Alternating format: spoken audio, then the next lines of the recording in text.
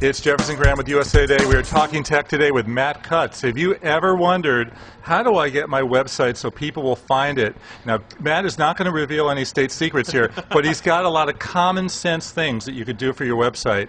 And let's start with, what's number one, Matt? The easiest thing is think about what people are going to type to want to find your site. So we had somebody come to a conference and say, I want to show up for San Diego Chiropractic.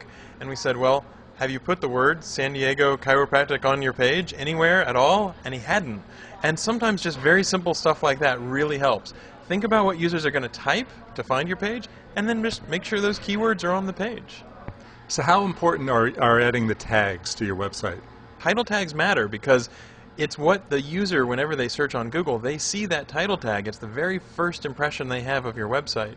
So it pays to make sure that it makes sense, that it says, okay, this is the information I'm going to get, I'm going to like it whenever they click on a web result. And also, there's a lot of other meta tags you can use. We say don't worry that much about the keywords tag, but there's one called the description tag. And the description is just a very short, summary of what your website is about. And that is often also shown to web users whenever they search on Google. So if you get the title and the meta description in pretty good shape, oftentimes people will see that in the search results and they'll say to themselves, this is exactly what I'm looking for. And then they'll click on that result. Many people know that links is what it's all about with Google. The more people who link to you, the higher you will go. And you can imagine a lot of people out there will say to you, but Matt, I don't know where I'm going to get any links. Sure. But there are actually many places, aren't there? Oh, there absolutely are. One of the biggest things that I talk about is just starting a blog. And a blog is very simple. It's a weblog. It's a way that you can put posts up on the web and participate in the conversation that's happening out on the web all the time. And if you are one of these businesses that start a blog, it doesn't have to be really complex or, super fancy. You can start a blog for free, but you can talk about what were your weirdest customers or what made you decide to start a small business. Things that are really interesting to you are probably really interesting to your users as well. And just by participating in that community and being part of that conversation, people will find out more about you as an individual, your business. They'll have a more positive perception. And so just by, reading on Dig, taking part in these social media sites, so StumbleUpon, Google News, all these different places, you find out what are people interested in whenever they surf around on the web, and you can start with a blog and then think about what are some really compelling ideas, what are some, if I'm a plumber in Manhattan Beach or something like that, what are the sorts of strange things that people are running into, or what are the 5 most common things that happen where you need to fix your toilet? And that kind of content can be fantastic. It can get really, really popular, and it's a great way to get links, wonderful content, no spamming or doing anything unsavory at all. What do you think is the most common misconception about getting your website found in Google?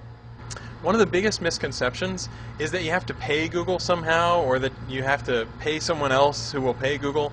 The fact is that Google crawls all these websites for free, and we pick up sites quite quickly.